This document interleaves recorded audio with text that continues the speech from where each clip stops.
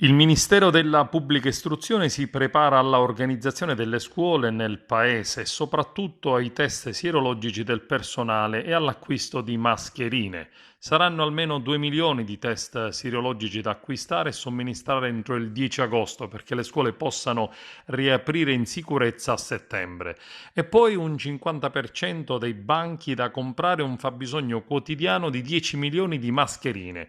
Sono questi i punti principali della strategia per riaprire le scuole e battere il coronavirus, che ha elencato il commissario straordinario per l'emergenza Covid Domenico Arcuri, che fa presente come siano ancora troppo pochi i cittadini che hanno scaricato le app Immuni per il tracciamento del virus e dei contagi.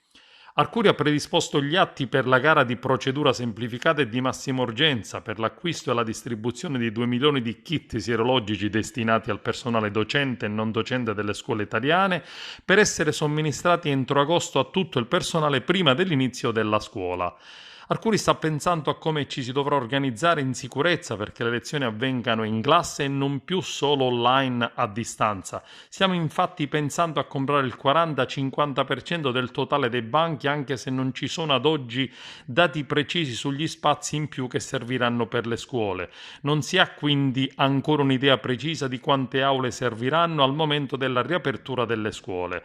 Per far ripartire le lezioni in classe, oltre ad aule a sufficienza e banchi, conclude Arcuri, serviranno 10 milioni di mascherine al giorno distribuite gratuitamente al personale docente e non docente e agli studenti.